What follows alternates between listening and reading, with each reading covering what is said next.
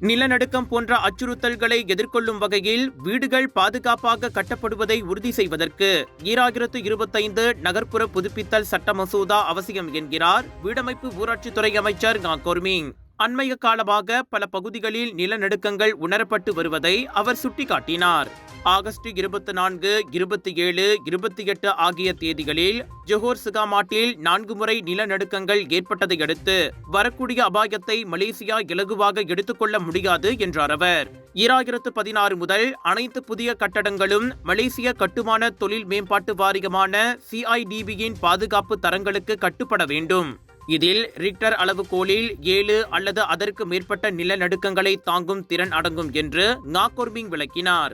இருப்பினும் அதற்கு முன்பு கட்டப்பட்ட பல கட்டடங்கள் நிர்ணயிக்கப்பட்ட பாதுகாப்பு தரங்களை பூர்த்தி செய்யவில்லை என்றும் நிலநடுக்கம் ஏற்பட்டால் இடிந்து விழும் அபாயத்தில் இருப்பதாகவும் அவர் கூறினார். எனவேதான் நமக்கு இந்த மசோதா தேவை. பொது பாதுகாப்பே அரசாங்கத்தின் முன்னுரிமை. இந்த விஷயத்தில் எந்த சமரசமும் இல்லை என ஒரு சிறப்பு செய்தியாளர் கூட்டத்தில் அவர் கூறினார்.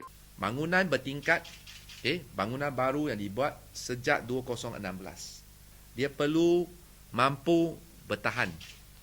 Gempa bumi Richter scale 7 dan ke atas. 7 dan ke atas. Itulah sebabnya, antara sebab mengapa Akta PSB ini diperlukan. Kerana kita banyak bangunan tu yang sebenarnya langsung tidak sebelum 2016.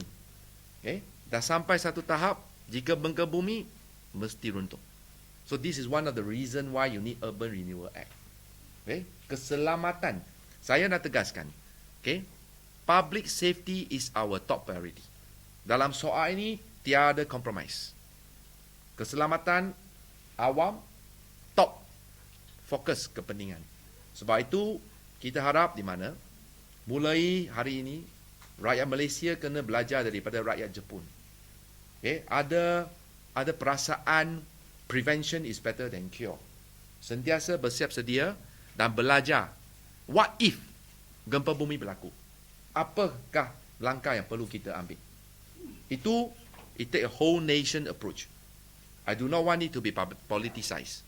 It take a whole nation approach. Bila dah berlaku gempa bumi, touch wood dekat Putrajaya, bangunan ini runtuh, tidak ada siapa-siapa pun akan terselamat. Betul tak? So it is everyone shared responsibility. தங்குஜவாப் பசாமா.